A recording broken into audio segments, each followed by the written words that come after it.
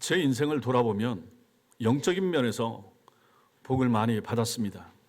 그것은 여러분도 마찬가지일 것입니다. 우리 같은 사람들이 예수를 알게 되고 예수를 믿게 되고 신자가 됐으니 얼마나 감사한가 하는 것이죠.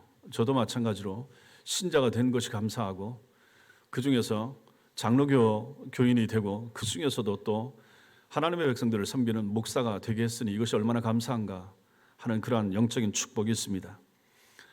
영적인 복은 참 많이 받았는데 그럼 제 인생에서 물질의 복이나 육신적인 복을 많이 받았는가? 그것을 생각해 보면 그 면에 있어서는 크게 물질적인 복을 아직까지는 앞으로는 어떻게 될지 몰라도 크게 받지는 않았습니다. 물론 목사가 이 땅에서 목회를 하면서 물질적인 복을 많이 받는다라고 하는 것도 이상하기도 하지만 아무튼 어디 가서 행사 가서 행운권 추첨을 해도 한 번 제대로 된 적도 없고 뭐 하나 불로소득 같이 여겨질 만한 그런 것도 한 번도 경험해 본 적이 없습니다.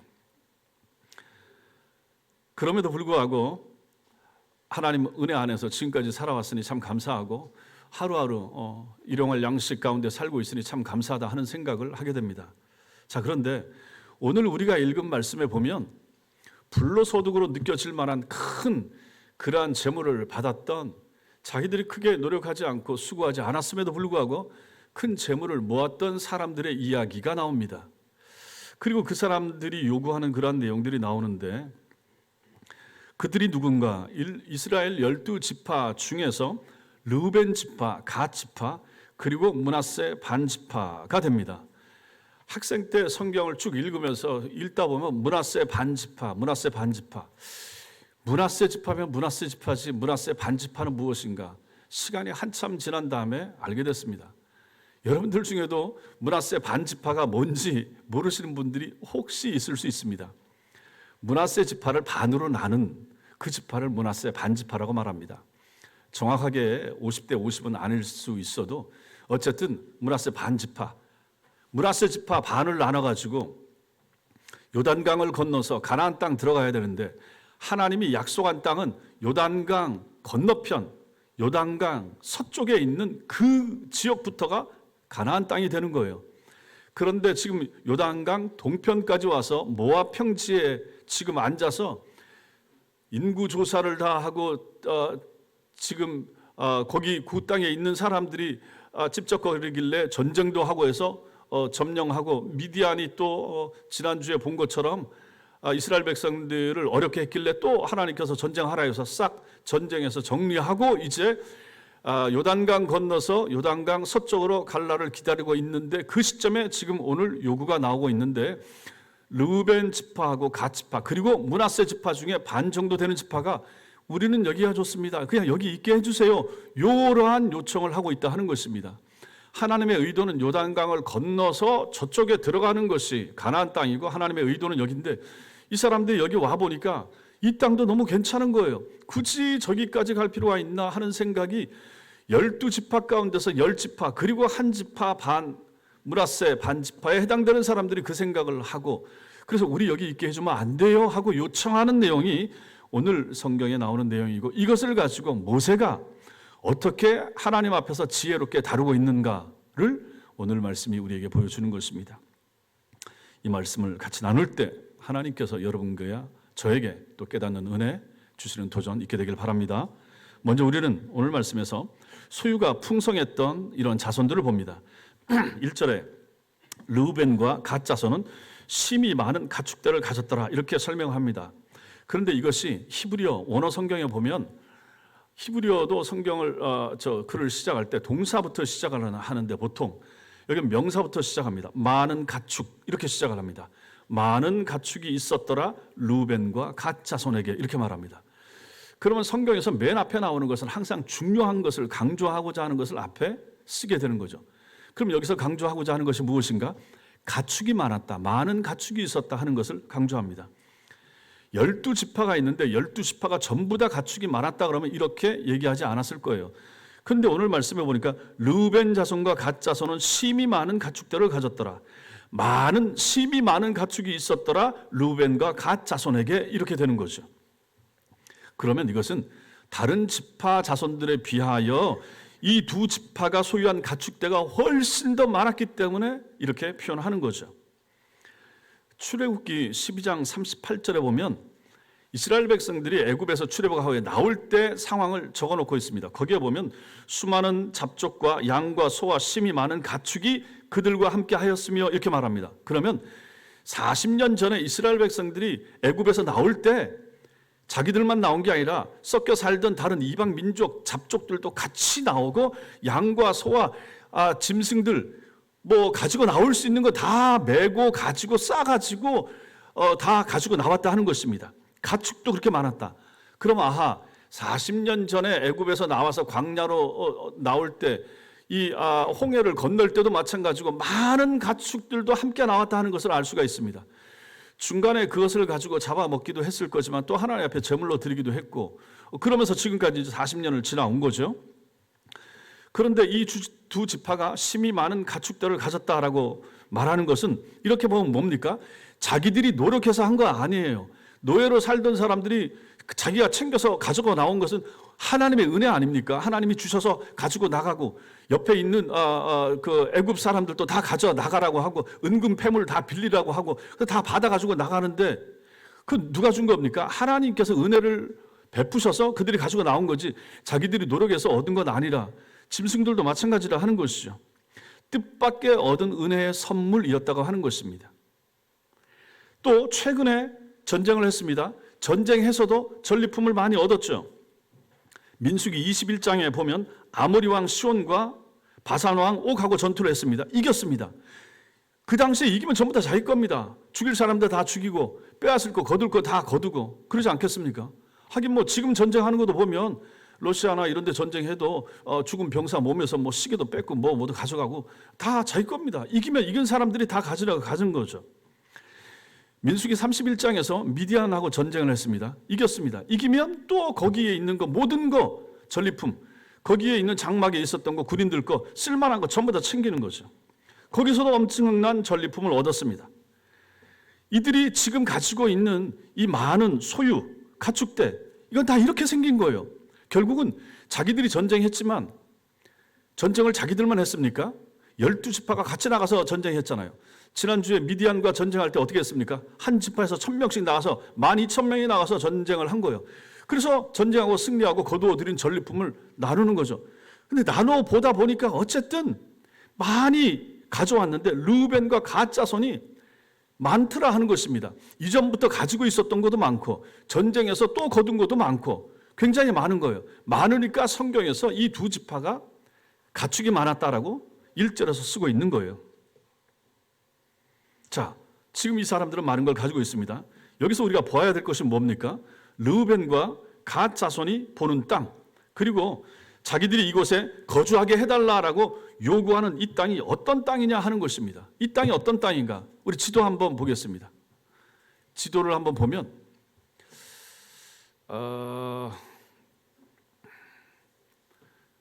지도를 오른쪽, 여러분들이 앉은 쪽에서 보시면 오른쪽 맨 위에 글자 보이십니까?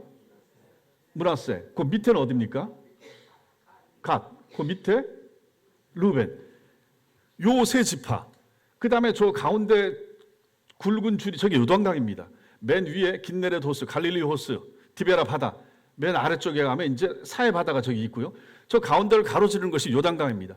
요단강을 건너 이쪽이 하나님이 주시고자 약속하신 가나안 땅이 되는 거예요. 근데 이쪽 편에 와서 지금 전쟁하고 땅을 점령했는데 봤더니 이 땅이 너무 좋은 거예요. 풀이 많은 거예요. 풀이 많다라고 하는 것은 목축하는데 굉장히 유리하다 하는 거 아니겠습니까? 근데 가축이 목축이 많으니까 그냥 우리는 여기 있겠어요 라고 말하고 부탁하는 것이 되는 거죠. 그 사람들이 르우벤, 갓 지파, 므낫세 지파. 므낫세 지파 요단강 건너편에도 므낫세 있습니까? 있죠. 저기 있죠. 가운데쯤 있죠. 그러니까 이쪽 반 저쪽 반 이게 반 지파가 되는 거예요. 므낫세 반 지파. 자, 이런 사람들이 지금 땅을 이쪽 편에서 얻어가지고 그냥 우리는 여기 있게 해주세요. 르우벤과 갓과 므낫세가 그렇게 지금 요청한 지역이 바로 이 지역이라고 하는 것입니다. 이것을 배경 지식을 가지고 봐야 되는 거죠. 자, 그러면 르우벤과 갓 자손이 보는 땅, 그리고 여기 있게 해주세요라고 요청하는 이 땅이 어떤 땅인가? 1절에서 르우벤과 갓 자손은 야셀 땅과 길르앗 땅, 야셀 땅과 길르앗 땅이 지금 저 지역이 되는 거예요.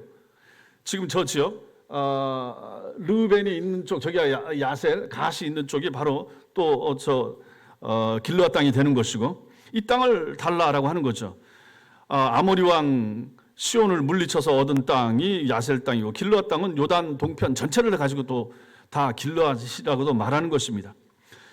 이 두 지파 사람들이 와서 모세와 제사장 엘르아살과 회중 지휘관들에게 나와서 공식적으로 이 땅을 주세요, 이 기업을 주세요라고 요구하는 내용, 그것이 바로 이제 1절과 2절, 3절까지 이러한 내용이 쭉 나오고 있는 것입니다. 생각해 보십시오. 하나님께서 주시고자 약속하신 땅, 하나님께서 주기로 한 땅, 어떤 땅입니까? 요단강 너머에 있는 땅이에요. 근데 지금 넘기도 전에 이 땅을 이 사람들이 지금 요구하고 있다 하는 것이죠. 이 땅도 지금 점령했어요. 전쟁에서 이겼으니까. 그 다음에 전리품들을 많이 거뒀으니까. 이건 누가 준 것인가? 하나님이 준 거예요. 은혜로 준 거예요. 은혜로 준 땅이에요. 이스라엘 백성이 아모리 왕 시온이나 바산 왕 옥과 전투를 벌일 의사가 없었죠. 단지 그 지역을 지나가게 해주세요 했는데 못 지나가, 안 돼 라고 하는 바람에 하나님께서 싸워라. 싸웠어요. 싸웠더니 하나님이 이기게 해주셨어요. 이겨서 점령한 땅이에요. 미디안, 저기도 마찬가지입니다. 하나님께서 저 미디안의 발락이 발람의 꾀에 넘어가가지고 결국은 마지막 팁을 받아가지고 그거 가지고 이스라엘 남자들을 음행에 빠뜨리고 우상숭배하게 하고, 하나님께서 저것들은 가만두면 안 된다. 전쟁해라. 싹 없애라. 해서 전쟁해서 미디안을 싹 없애고 거기서 또 얻은 소득이 얼마나 많은가. 그게 이제 가축이 된다 하는 것입니다. 이런 것들도 가만 생각해 보면 하나님께서 전쟁하게 하셨고 승리하게 하셨고 전과물을 거두게 하신 거죠. 그러니까 지금 저들이 점령하고 있는 요단 저 동편의 땅, 거기서 얻은 육축과 소득이 전부 다 결국은 자기들이 조금 싸웠지만 하나님이 은혜로 준 땅이고 그러한 재물이고 물질이라 하는 것입니다. 그런데 이것들 모두는 가나안 정복 전쟁하고는 상관이 없는 것입니다. 그래서 이들이 얻은 심이 많은 가축대나 르우벤과 갓 자손이 요구하는 이 영토는 모두 뜻밖의 얻게 된 소유가 되었다 하는 것입니다. 요즘 표현으로 만약 본다 그러면 갑자기 어디서 유산이 생각지가 않은 유산으로서 땅이 생겼다든지, 아니면 무슨 오랫동안 보유하고 있던 주식이 갑자기 뛰어가지고 갑자기 돈이 생겼다든지, 이런 걸로 우리가 표현을 할 수가 있을 것입니다. 불로소득이 되는 거죠. 물론 그렇게 갑자기 불로소득이 됐다든지 무슨 로또가 맞아서 됐다든지 그런 것도 마찬가지지만, 그렇게 했다고 해서 반드시 그게 좋은 결과를 자신과 가족들에게 가져오는 것은 아니지 않습니까? 어쨌든 지금 이스라엘 요 사람들이 르우벤과 갓 자손이 지금 요구하는 이것은 자신들의 이 풍성한 이 재물, 이 육축 때문에 여기서 머물겠습니다라고 하는 요청을 하고 있다. 그 요청의 이유는 무엇인가? 소유가 풍성했기 때문에 이런 요청을, 하나님의 뜻도 아닌데도 이런 요청을 모세에게 하더라 하는 것을 보게 됩니다. 두 번째로 이들이 왜 이렇게 했는가 하는 것을 볼 필요가 있습니다. 보는 것에 의해서 이들이 선택한 것입니다. 1절을 보십시오. 르우벤 자손과 갓 자손은 심이 많은 가축들을 가졌더라. 그리고 나서 그들이 야셀 땅과 길르앗 땅을 본즉 그곳은 목축할 만한 장소인지 보았습니다. 보았다. 이 본 것이 중요한 게 되는 거죠. 모든 문제가 결국 여기서 시작이 되고 있는 것입니다. 이 지역은 그들 말 그대로 소를 먹이기에, 가축들을 치기에 적합한 목축할 만한 장소, 1절과 4절에서 이것을 말하고 있죠. 르우벤 지파와 갓 지파는 이 땅을 본 것입니다. 보았습니다. 그리고 이제 모세와 지휘관들에게 나가서 3절부터 5절까지 그렇게 요청을 하는 거죠. 이 땅 그냥 우리한테 주시면 안 됩니까? 이렇게 말하는 거죠. 이들이 요단 동편의 땅을 자기들의 기업으로 달라고 요구한 근본적인 이유와 동기가 무엇입니까? 그게 중요하죠.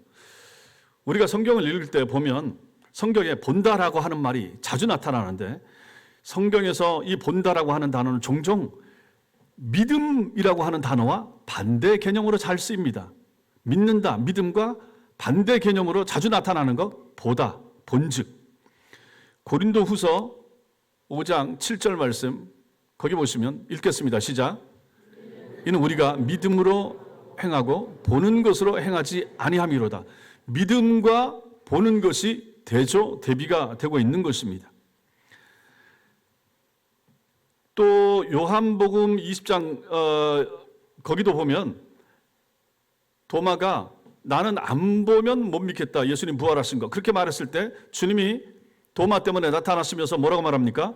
보지 않고 보지 못하고 믿는 자가 복이 있다. 복되다. 그러니까 보는 것과 믿음이 대조되고 있는 것입니다.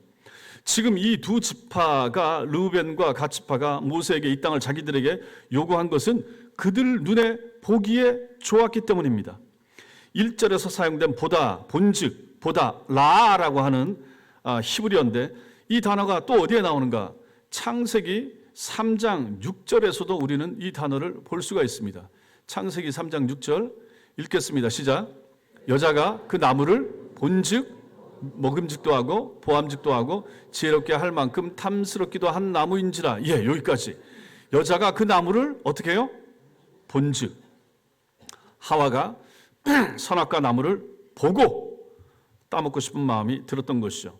창세기 13장 10절에서 이런 단어가 또 나옵니다. 읽겠습니다. 시작. 이에 롯이 눈을 들어 요단 지역을 바라본즉 소알까지 온 땅에 물이 넉넉하니 여호와께서 소돔과 고모라를 멸하시기 전이었으므로 여호와의 동상 같고 애굽 땅과 같았더라. 아멘. 여기도 본즉 보았다.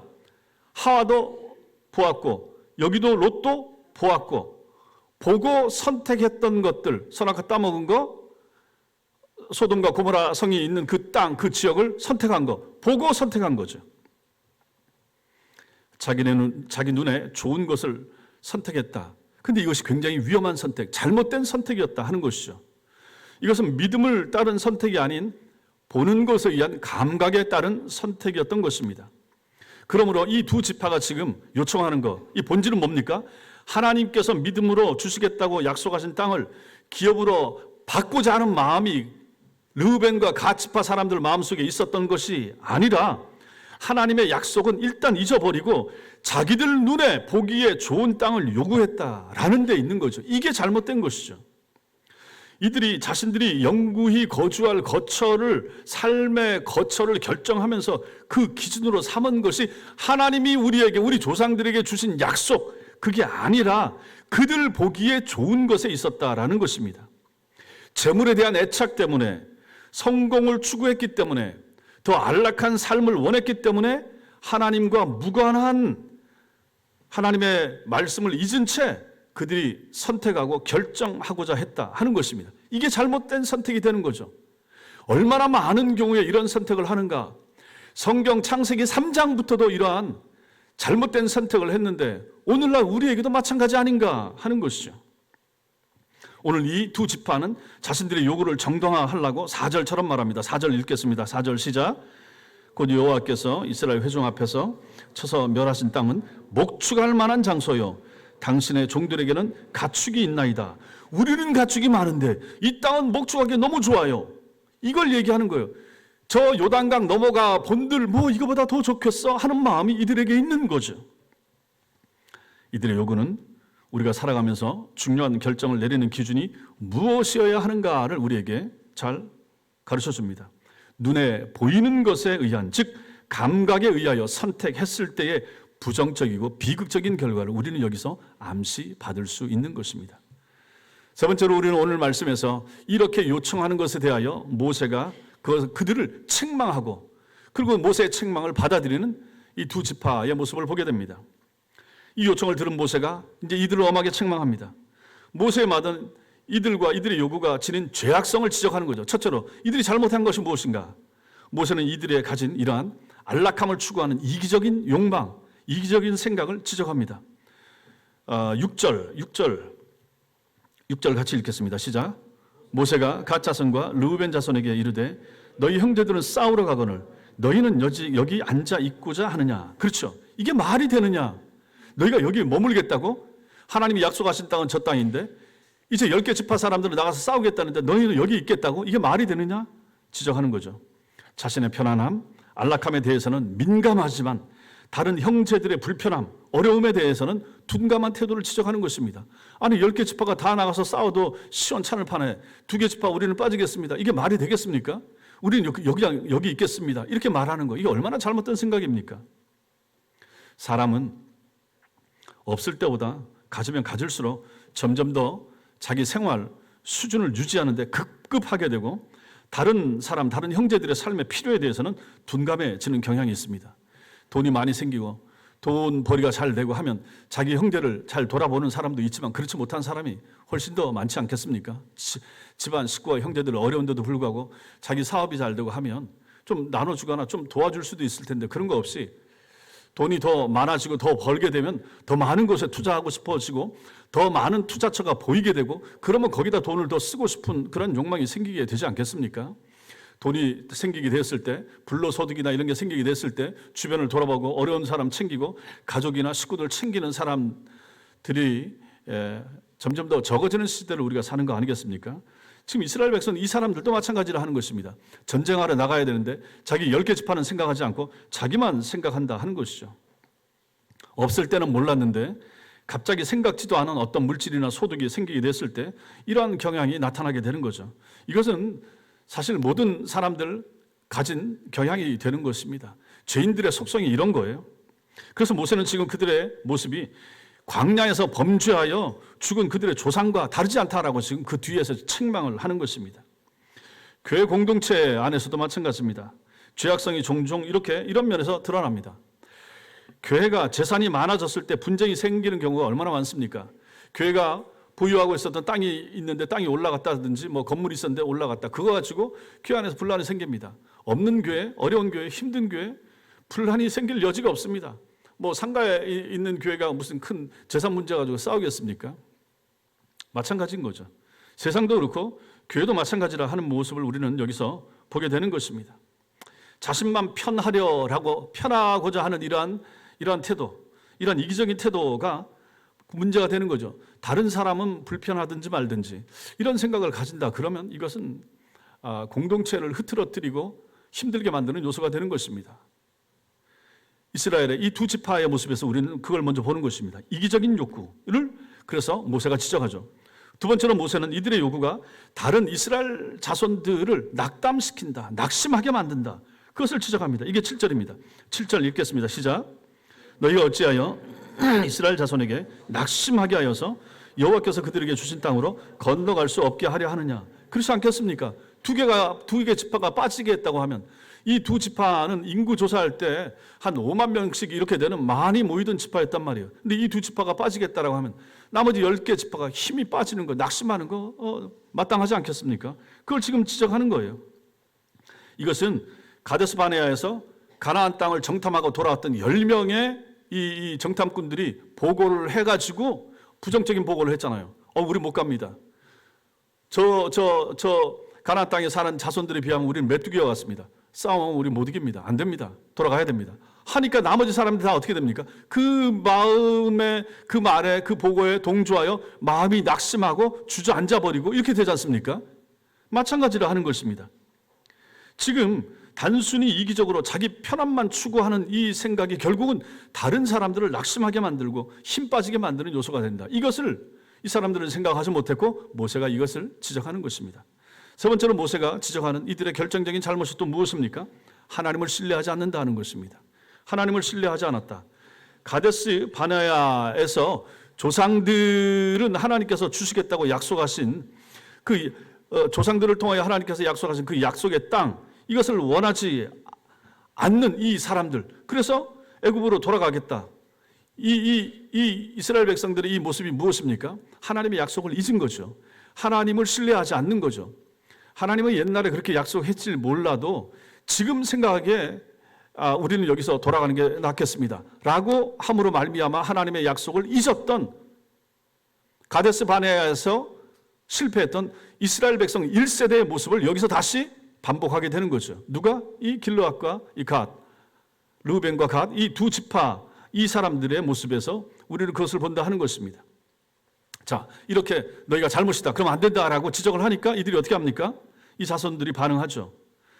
여기서 이들이 한 일이 회개했다라고 성경에 분명히 나와 있지 않지만 이들의 모습을 가만히 보면 우리가 잘못 생각했구나 하고 받아들이는 모습을 볼 수가 있습니다. 이들은 광야에서 죽은 이스라엘 백성 자기들의 조상들하고는 좀 달랐죠. 이런 면에서는. 그래서 뭐라고 말합니까? 그들은 자신들의 가족이 안전히 거할 수 있도록 성을 쌓은 다음에 우리 싸울 만한 군인들은 어차피 군인들만 싸우니까 우리는 그럼 건너가겠습니다. 그렇게 말하죠. 강을 건너가서 가나안 정복 전쟁 할 때 맨 앞에 서서 선두에 서서 싸우겠습니다. 그리고 자신들은 그 땅에서는 기업을 요구하지 않겠습니다. 여기에서 만약 주신다 그러면 저기 가서 열심히 싸우고 기업은 요구하지 않겠습니다. 모든 전쟁 마치고 형제 지파들이 그 땅에서 기업을 다 받는 날까지 더러워하지 않겠습니다. 그 뒤에서 말하는 거죠. 이건 참 기특한 생각이죠. 당연히 이렇게 해야 되는 거죠. 실제로 이 사람들은 그 약속을 지키는 것을 여호수아 4장 12절에서 보게 됩니다. 가나안 정복 전쟁을 마치고 여호수아의 축복을 받고 돌아오는데 이들이 언제 돌아오는가? 여호수아 22장에 보면 그제서야 이제 돌아오게 되는 거죠. 이들의 이러한 수정 제안, 그러면 모세 선생님 그렇게 해주십시오. 우리가 여기서 일단 집을 짓고 우리 여자와 아이들이 여기 있도록 하고 우리 군인들 싸울 만한 남자들은 나가서 끝까지 싸우고 그 전쟁 끝날 때까지 싸우겠습니다. 그리고 그 땅에서 지분 요구하지 않겠습니다. 그렇게 하면 어떻겠습니까? 이렇게 하니까 이제 이것을 모세와 지도자들이 좋게 받아들이게 되는 거죠. 그러면서도 모세가 강조합니다. 엄중하게 좋다. 그러면 그 약속 꼭 지켜라. 꼭 지켜라. 하나님 앞에 지켜라. 그러면서 모세가 경고합니다. 23절 말씀 같이 읽겠습니다. 시작. 너희가 만일 그같이 아니하면 여호와께 범죄함이니 너희 죄가 반드시 너희를 찾아낼 줄 알라. 이렇게 말합니다. 꼭 그렇게 해야 된다. 하나님 앞에서 약속이다. 꼭 그렇게 해라. 갓과 르우벤 자손이 그렇게 하겠습니다. 이렇게 말합니다. 모세가 20절부터 32절까지 본문에서 7번이나 말합니다. 여호와 앞에서. 그토록 중하게 좋다. 너희가 지금 요구하는 거 얼토당토하는 요구인데 그럼에도 불구하고 너희가 그렇게 하겠다고 하고 대신 너희가 후속 조치를 잘 하겠다고 하니까 내가 허락을 해주겠다. 그러나 그대로 너희가 만약 약속대로 안 지키면 그것은 하나님 앞에서 큰일 날 일이 되는 것이고 하나님 앞에서 저주받을 것이다. 정신 차려라. 그렇게 하겠지? 라고 하면서 다짐하는 내용이 그 뒤에 그렇게 이제 32절까지 나오고 있는 것입니다. 그리고 나서 이제 33절부터 42절까지는 요단 동편에서 얻은 기업에 대한 상세한 설명들이 나오고 있는 것입니다. 그래서 어느 지역 쭉 이제 뒤에 부분이 나오는 거죠. 여기서 하나 주목할 것이 있는데 이게 뭡니까? 지금까지는 갓과 르우벤 지파만 나오는데 33절에서 처음으로 므낫세 반 지파가 등장하는 것입니다. 우리는 정확하게 그 이유는 알 수가 없지만 므낫세 지파의 반 정도가 처음에는 이 갓과 르우벤 자손의 요구에 참여하지 않았습니다. 근데 이제 이것이 협상되고 말하는 중에 이 두 지파와 마음을 같이 하게 되었다. 이렇게 보는 거죠. 므낫세 지파 중에 반 정도가. 그래서 이제 그들을 동참하게 된 것입니다. 모세의 책망을 달게 듣고 두 지파는 온 이스라엘 형제들을 낙심시키지 않기 위해서 지혜롭고 자기 희생적인 결정을 내리게 되었고 그런 이제 반응을 하게 되는 거죠. 그 이제 반응이 이제 17절과 18절에 나오게 되는 것입니다. 전쟁이 얼마나 길어지게 될지 아무도 몰랐지만 그들은 다른 형제들 앞에서 열심히 싸우겠습니다. 약속을 꼭 한 거죠. 결국 이 전쟁이 이제 요단강을 건너서 전쟁하게 됩니다. 그 전쟁이 6년 정도에 걸쳐서 길게 이제 걸치게 되는 거죠. 그리고 그 기간 동안에 저들은 싸우게 됩니다. 그리고 나서 싸우고 나서 이제 마치고 돌아오는 내용. 이것이 이제 여호수아 22장에 나와 있으니 그 기간 동안에 이들이 정말로 자기들이 약속한 것대로 열심히 잘 싸우고 했다 하는 것을 우리가 보게 되는 것입니다. 갓과 르우벤 자손의 이기적인 요구를 하나님께서는 당신의 지혜와 섭리로서 이스라엘 영토를 확장시켜주는 그러한 유익한 결과로서 하나님 앞에서 받아들이게 된 것입니다. 그 요구는 정당하지 않았지만 그래도 또 하나님 앞에서 열심히 하겠습니다라고 모세에게 책망 듣고 하니까 좋다 그럼 그렇게 해라 라고 해서 결국은 이 요단 동편 지역까지도 이스라엘 백성들이 살게 됐으니까 땅의 지경은 훨씬 넓혀진 거 아닌가. 그런 면에서는 참 좋았다 이렇게 볼 수가 있는 것입니다. 그렇다고 해서 죄를 가볍게 여겨도 된다거나 육신의 욕망을 따르는 선택이 유익이 된다 꼭 이렇게 생각해서는 안 된다 하는 것을 우리는 또 생각할 필요가 있습니다. 하나님이 우리에게 허락해 주신다고 해서 그것이 다 하나님 마음에 맞아서 꼭 주어지는 것은 아니라 하는 것을 우리는 여기서도 볼 수가 있는 것입니다. 이것은 어디서 봅니까? 야고보서 3장 15절 말씀이 우리에게 알려줍니다. 읽겠습니다. 시작. 욕심이 잉태한즉 죄를 낳고 죄가 장성한즉 사망을 낳느니라. 이 말씀은 영원히 변함이 없는 하나님의 말씀이기 때문에 그런 것입니다. 신자가 하나님 앞에서 정당하지 않은 욕구, 욕망, 욕심내는 것은 옳지 못하다. 그것 때문에 결국은 시험에 들기도 하고 넘어지기도 하고 실패하기도 한다 하는 것을 우리는 볼 수가 있습니다. 마지막으로 이러한 선택을 할 때, 선택과 어떤 결정을 할 때 무엇을 기준으로 삼아야 될 것인가? 하나님의 말씀이라 하는 것을 보게 됩니다. 결국 이렇게 갓과 르우벤 그리고 므낫세의 반지파는 요단 동편에서 자기들의 보기에 좋았기에 원했던 땅을 얻게 됩니다. 그리고 나중에 이스라엘 역사에서 보게 되는 대로 이들은 요단강 건너편에 살았기 때문에 하나님의 언약 백성으로서 일체성을 유지하고 사는 것이 어렵다 하는 것을 보게 됩니다. 나머지 9개와 반지파는 저쪽에 가서 잘 뭉쳐서 어울려서 잘 살았는데 요단강 이쪽 지역에서 살았기 때문에 그 일체성을 좀 놓치게 되는 결과가 있었다 하는 것입니다. 그리고 결정적으로 슬픈 일이 생기게 됩니다. 이스라엘이 멸망을 할 때 나중에 시간이 좀 더 흐른 다음에 북왕조도 망하고 남왕조도 망하게 되는 일이 있잖아요. 이렇게 망하게 될 때 제일 먼저 망한 지파가 어딘가? 르우벤과 갓, 므낫세 반지파. 이들이 제일 먼저 망하게 되더라 하는 것입니다. 이들이 제일 먼저 북왕조가 망할 때 아시리아에 망한단 말이에요. 이 아수리아에 와서 점령당하고 포로로 잡혀갈 때 이 두 개와 반지파가 그렇게 되더라 하는 것입니다. 역대상 5장 26절이 이것을 보여줍니다. 읽겠습니다. 시작. 그러므로 이스라엘 하나님이 아수르 왕 불의 마음을 일으키시며 아수르 왕 디글랏 빌레셀의 마음을 일으키심에 곧 르우벤과 갓과 므낫세 반지파를 사로잡아 할라와 하볼과 하라와 고산 강가에 옮긴지라. 그들이 오늘까지 거기에 있으니라.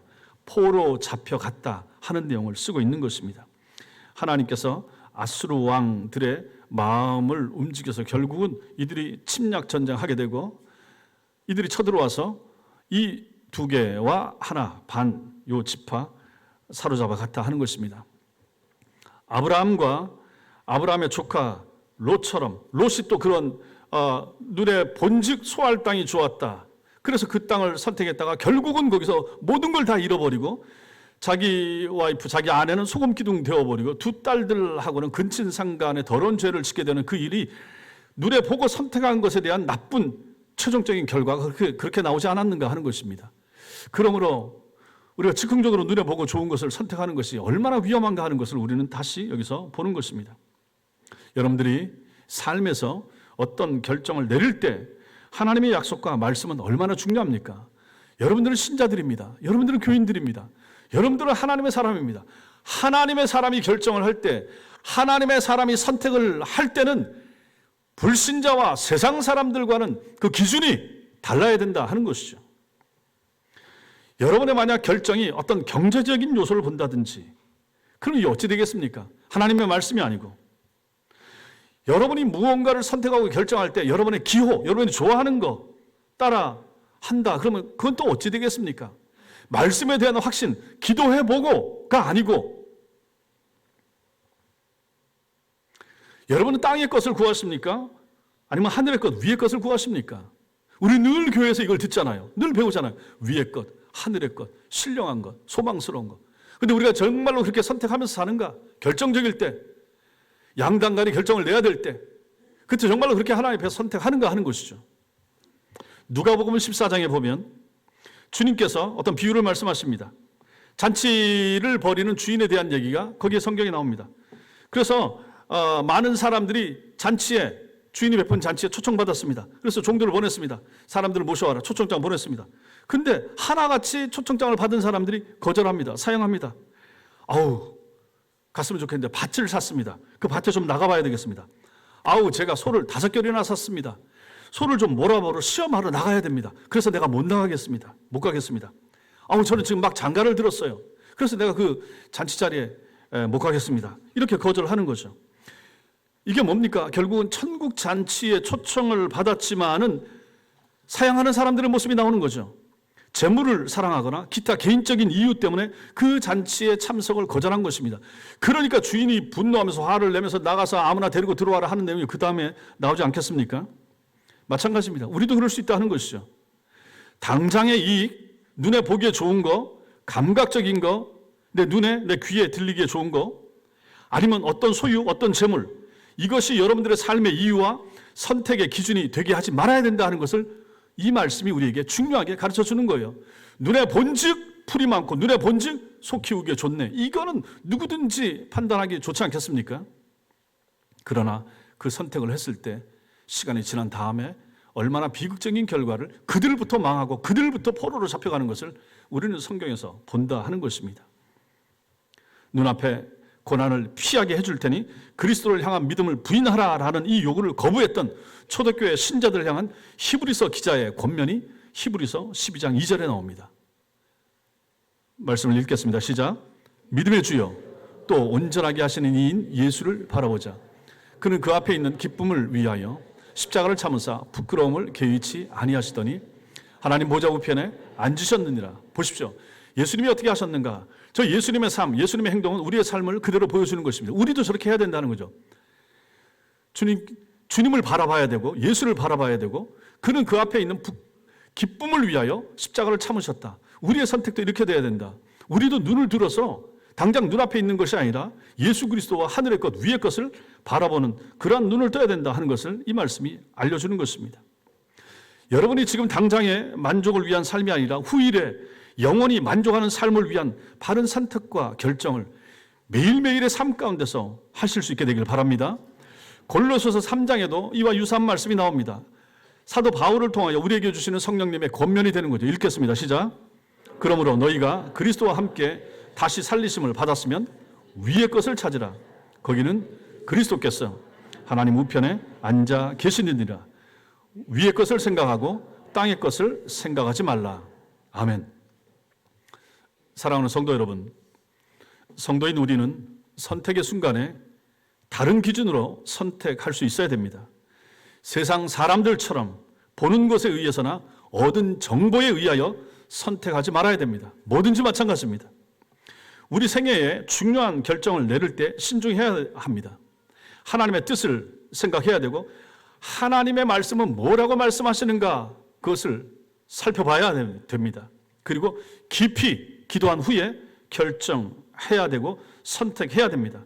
그렇지 않고 눈에 보이는 것, 손에 잡히는 것, 육신의 감각에 의한 선택이나 결정은 훗날에 매우 위험하고 치명적인 결과를 가져올 수도 있다 하는 것을 오늘 말씀이 우리에게 가르쳐 줍니다. 이사할 때도 마찬가지고 직장을 정할 때도 마찬가지고 아이들을 학교를 보낼 때도 마찬가지고 우리 삶 가운데서 결정적인 터닝 포인트가 될 만한 그러한 선택의 순간들이 있을 수 있습니다. 아이들에게 있어서 학교 선택이나 학과 선택도 마찬가지일 것이고 교회로부터 멀어지는 집의 위치라든지 학교의 위치라든지 이런 것도 충분히 우리가 하나님의 뜻 안에서 고려하는 것이 필요하다 하는 것입니다. 그것이 아니고 성경 말씀은 제외하고 기도는 해보지 않고 하나님의 말씀의 의도는 살피지 아니한 채 어떤 정보, 어떤 사람의 이야기, 내 보기에 좋은 거, 내가 하고 싶은 내 욕망, 내가 원하고 좋아하는 기호에 따라서 어떤 선택을 한다고 했을 때 물론 다 잘못되거나 안 된다라고 말씀드린 것은 아닙니다. 그럼에도 불구하고 신자인 여러분과 제가 하나님 앞에서 인생을 살아가면서 어떤 선택이나 결정을 해야 할 때 기도해보지 아니하고 말씀을 살피지 아니하고 어떤 때는 목회자를 찾아가서 상의해보고 물어보고 아니면 구역장님이나 신앙생활 오래 한 분들에게 좀 기도 요청을 하고 나서 우리가 어떤 결정을 해야 될 텐데 그런 거 하지도 않고 한다 그러면 얼마나 잘못될 여지가 많은가 하는 것을 우리는 오늘 실패한 이 두 지파 반의 모습을 통하여 보게 되는 것입니다. 그러므로 성도 여러분, 앞으로도 살아가시면서 이러한 순간에 선택과 결정의 순간에 항상 기도하시고 말씀 보시고 영적인 판단과 선택을 하기 위하여 애쓰고 힘쓰는 그러한 하나님의 사람들 되시기 바랍니다. 이랬을 때 실패할 확률이 훨씬 줄어들게 될 것이고 하나님의 선하심과 인도하심을 맛보게 될 것입니다. 그러한 은총이 여러분과 저에게 있기를 주님의 이름으로 축원합니다. 기도하겠습니다.